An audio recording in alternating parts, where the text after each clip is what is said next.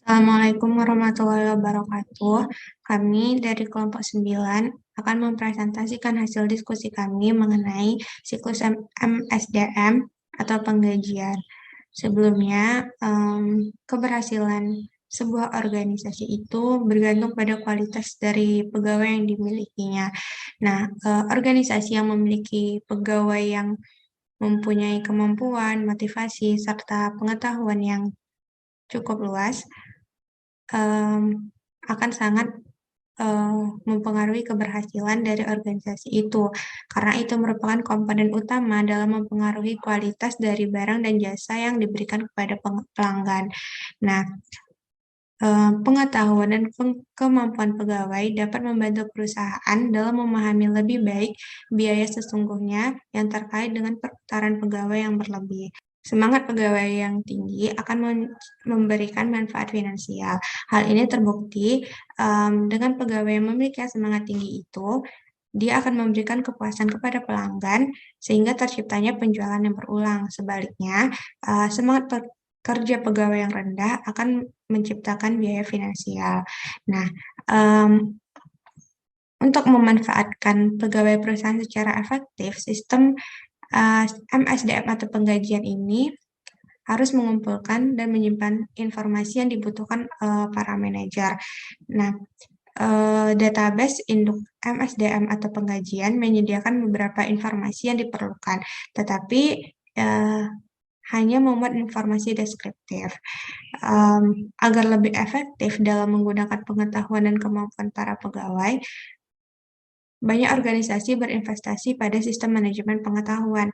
Nah, sistem manajemen pengetahuan ini tidak hanya mengidentifikasi area keahlian pegawai, tetapi dia juga menangkap dan menyimpan pengetahuan tersebut sehingga bisa dibagikan dan digunakan atau dilihat kembali, dipelajari kembali oleh yang lainnya, sehingga sistem ini dapat meningkatkan produktivitas.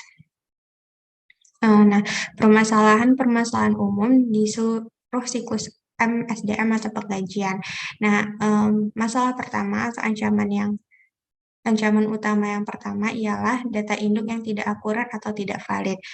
Hal ini dapat mengakibatkan penentuan staf yang berlebih atau berkurang serta ketidakefisienan penugasan pegawai.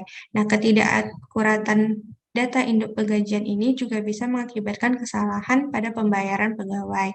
Nah, solusi untuk mengurangi ancaman ini bisa dengan membatasi akses terhadap data dan mengatur sistem, lalu menggunakan berbagai pengendalian integritas pemrosesan untuk meminimalkan risiko kesalahan input data. Nah, ancaman umum kedua yaitu pengungkapan yang tidak diotorisasi atas informasi sensitif. Nah, informasi sensitif itu seperti gaji dan evaluasi kinerja untuk pegawai individu. Nah, hal ini bisa mempengaruhi semangat kerja pegawai serta berujung pada hukum. Nah, solusi ancaman ini bisa dengan pengendalian akses serta enkripsi. Lalu ancaman umum ketiga ialah hilang atau rusaknya data induk. Nah, cara terbaik untuk mengatasi ini ialah dengan menggunakan backup dan prosedur pemulihan bencana. Ancaman umum keempat ialah memperkerjakan pegawai yang tidak berkualifikasi atau seorang pencuri. Nah, pegawai yang tidak berkualifikasi ini dapat meningkatkan biaya produksi, sementara seorang pegawai yang merupakan pencuri ini bisa menimbulkan pencurian aset di dalam organisasi. Kedua masalah ini bisa diatasi dengan prosedur perekrutan yang sesuai pada saat merekrut pegawai. Lalu, ancaman umum yang kelima yaitu adalah pelanggaran atas hukum dan peraturan terkait perekrutan dan pemecatan pegawai secara tepat. Nah, adanya pelanggaran terhadap hukum ketenagakerjaan atau diskriminasi akan memberikan sanksi yang berat bagi organisasi itu sendiri serta gugatan sipil dari korbannya untuk organisasi. Nah, solusi untuk ancaman ini adalah dengan mendokumentasi secara cermat seluruh tindakan terkait perekrutan, memperkerjakan pegawai baru dan juga pemecatan pegawai. Solusi lainnya yaitu dengan pelatihan yang berlanjut untuk memperbarui informasi tentang hukum ketenaga kerjaan. Assalamualaikum warahmatullahi wabarakatuh. Perkenalkan saya Tiara Vanelia. Kali ini saya akan membahas aktivitas siklus penggajian. Ada beberapa tahap Tahap yang pertama yaitu memperbarui database induk penggajian. Aktivitas pertama ini melibatkan pembaruan database induk penggajian yang merefleksikan berbagai jenis perubahan yang diajukan secara internal. Secara internal di sini contohnya seperti perekrutan karyawan baru, pemberhentian, perubahan dalam tingkat bayaran, atau perubahan dalam gaji tertahan yang ditetapkan. Selain itu, secara berkala, data induk ini juga perlu diperbarui untuk menunjukkan perubahan-perubahan tarif pajak dan potongan untuk asuransi. Tahap yang kedua yaitu memvalidasi data waktu dan kehadiran. Bagi para karyawan yang kerjanya berdasarkan jam, biasanya banyak perusahaan menggunakan kartu waktu untuk mencatat waktu kedatangan dan keberangkatan pegawai pada setiap harinya. Para profesional pada organisasi jasa seperti KAP, kantor hukum, dan kantor konsultan juga menggunakan cara yang sama untuk melacak waktu yang mereka habiskan untuk melakukan berbagai tugas. Mereka mencatat data-data tersebut dalam lembar waktu. Sedangkan pada staf penjualan biasanya mereka menggunakan komisi murni atau gaji ditambah komisi. Pembayaran ini memerlukan kecermatan staf untuk mencatat jumlah penjualan mereka masing-masing. Penggunaan insentif, komisi, dan bonus juga memerlukan penautan sistem penggajian dan sistem informasi atas penjualan dan siklus lainnya untuk mengumpulkan data yang digunakan dalam menghitung bonus. Selanjutnya, tahap yang ketiga yaitu menyiapkan penggajian. Ada urutan aktivitas untuk proses penggajian. Ada 4. Yang pertama, transaksi penggajian diedit dan transaksi yang divalidasi kemudian disortir berdasarkan nomor pegawai. Yang kedua, seluruh potongan penggajian dijumlahkan dan totalnya digunakan untuk mengurangi gaji kotor sehingga didapatkanlah jumlah gaji bersih. Potongan penggajian ini dibagi dalam 2 kategori. Yang pertama, potongan pajak gaji, dan yang kedua, potongan sukarela. Yang ketiga, daftar penggajian dan potongan dibuat. Daftar penggajian ini atau disebut dengan register penggajian mencantumkan gaji kotor setiap pegawai, potongan penggajian, dan gaji bersih dalam format multikolom. Sedangkan daftar potongan memuat potongan-potongan sukarela lainnya bagi setiap pegawai. Aktivitas yang keempat, sistem mencetak cek gaji pegawai. Cek gaji ini biasanya menyertakan sebuah laporan pendapatan yang memuat jumlah gaji kotor, potongan, dan gaji bersih untuk periode terkini, serta total year to date untuk masing-masing kategori. Ketika setiap transaksi penggajian diproses, sistem juga mengalokasikan biaya tenaga kerja ke akun-akun besar umum yang sesuai dengan memeriksa kode pada catatan kartu jam kerja tersebut. Sistem ini memelihara total yang ada dari aluasi tersebut sehingga saat seluruh catatan penggajian pegawai diproses, total tersebut ini dan kolom total dalam daftar penggajian membentuk dasar bagi entry jurnal umum yang dimasukkan ke buku besar umum setelah seluruh cek gaji dicetak. Sistem penggajian juga menghasilkan sejumlah laporan yang mendetail. Selanjutnya yaitu ancaman dan pengendalian dari menyiapkan penggajian. Kerumitan dari proses penggajian ini terutama ketentuan hukum pajak, membuat proses ini menjadi rawan akan kesalahan yang dapat mempengaruhi kinerja dari karyawan, seperti ketika gaji telah diterima, maka semangat pegawai untuk bekerja akan menurun. Di sini terdapat 3 jenis pengendalian integritas pemprosesan yang dapat mengurangi ancaman kesalahan penggajian.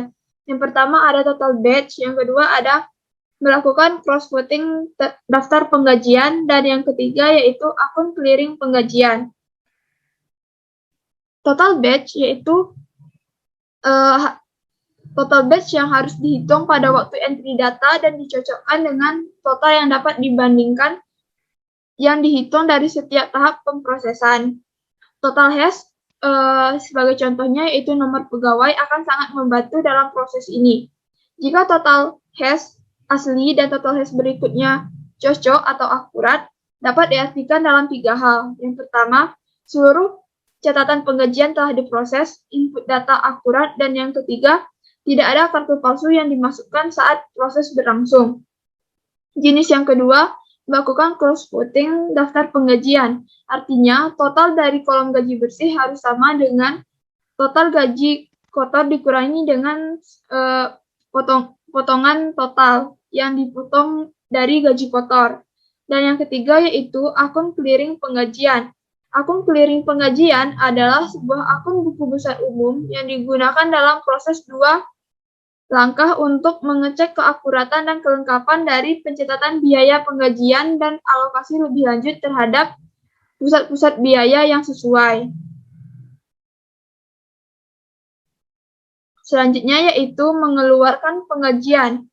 Setelah cek gaji disiapkan, petugas penggajian akan memeriksa dan menyetujui daftar penggajian. Jika satu organisasi masih mengeluarkan cek kertas, kasir juga harus memeriksa, menandatangani, dan mendistribusikan cek gaji ke pegawai. Kasir tersebut segera mentransfer kembali segala cek gaji yang tidak diakui dalam rekening perusahaan. Sebuah daftar cek gaji yang tidak diklaim kemudian dikirim ke Departemen Audit untuk diperiksa atau diselidiki lebih lanjut. Adapun setoran langsung adalah satu cara untuk meningkatkan efisiensi dan mengurangi biaya pemrosesan penggajian. Para pegawai yang dibayar dengan setoran langsung biasanya menerima sebuah salinan cek gaji yang mengindikasikan jumlah yang disetor bersama dengan laporan pendapatan. Setoran langsung menyediakan penghematan kepada para atasan dengan menghapus biaya pembelian, pemrosesan, dan pendistribusian cek kertas. Hal tersebut juga mengurangi biaya bank dan biaya pos. Akibatnya, banyak perusahaan yang menganjurkan para karyawan untuk mengambil opsi setoran secara langsung. Dari aktivitas ini juga terdapat ancaman dan pengendalian.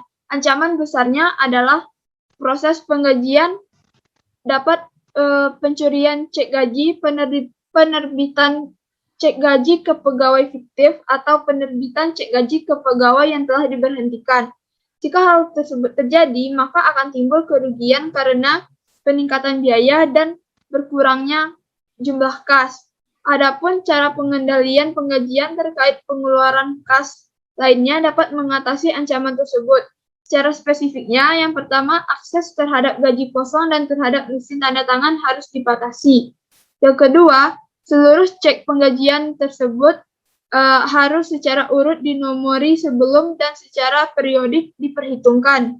Dan yang terakhir, kasir harus menandatangani seluruh cek penggajian hanya ketika didukung dengan dokumentasi yang layak. Selanjutnya yaitu menghitung dan mengeluarkan pajak penghasilan yang dibayar pegawai serta pemotongan pegawai sukarela. Para atasan harus membayar pajak Social Security sebagai tambahan terhadap jumlah potong dari cek gaji pegawai. Banyak atasan menawarkan pegawai mereka rencana manfaat fleksibel atau fleksibel benefit plan, di mana setiap pegawai menerima beberapa perlindungan minimum pada asuransi medis, dana pensiun, dan kontribusi amal. Secara rencana manfaat fleksibel menempatkan peningkatan permintaan pada sistem FSDM atau penggajian sebuah perusahaan. Ancaman dan pengendalian dari proses ini adalah kegagalan untuk memenuhi pembayaran yang diperlukan, pembayaran yang tidak tepat waktu, atau kesalahan pembayaran tersebut. Pengendalian integritas pemrosesan seperti pengecekan cross-voting dan total batch, meminimalkan risiko ketidakakuratan. Tinjauan pengawas secara teratur atas laporan penggajian memberikan sebuah pengendalian defektif. Selain itu, pemberian laporan pendapatan kepada para pegawai memungkinkan mereka untuk mendeteksi dan melaporkan segala masalah secara tepat waktu. Materi selanjutnya yaitu tentang opsi outsourcing, Biro Jasa Penggajian dan Organisasi Pengusaha Profesional. Dalam sebuah upaya mengurangi biaya, banyak organisasi mengalihdayakan fungsi penggajian dan MSDM ke Biro Jasa Penggajian dan ke organisasi pengusaha profesional. Sebuah biro jasa profesional tidak hanya memproses penggajian tetapi juga memberikan jasa MSDM seperti pemanfaatan pegawai dan administrasi. Biro Jasa Penggajian dan PEO biasanya menarik bagi bisnis kecil dan menengah karena beberapa alasan. Alasan yang pertama yaitu mengurangi biaya. Kenapa dapat mengurangi biaya? Karena memanfaatkan segala ekonomi terkait dengan menyiapkan cek gaji untuk sejumlah besar perusahaan. Mereka dapat membebankan biaya yang biasanya lebih rendah dari biaya melakukan penggajian di dalam perusahaannya. Alasan yang kedua yaitu jangkauan manfaat yang lebih luas. PEO menyertakan biaya atas proses administrasi manfaat untuk seluruh kliennya. Akibatnya, PEO memungkinkan perusahaan-perusahaan kecil untuk meminta jangkauan manfaat sama luasnya dengan yang biasanya disediakan PEO untuk perusahaan besar. Alasan yang ketiga yaitu pembebasan atas sumber daya komputer. Sebuah PEO mengeliminasi satu atau lebih aplikasi sistem informasi akuntansi. Sumber daya komputer yang bebas tersebut kemudian dapat digunakan di area lain.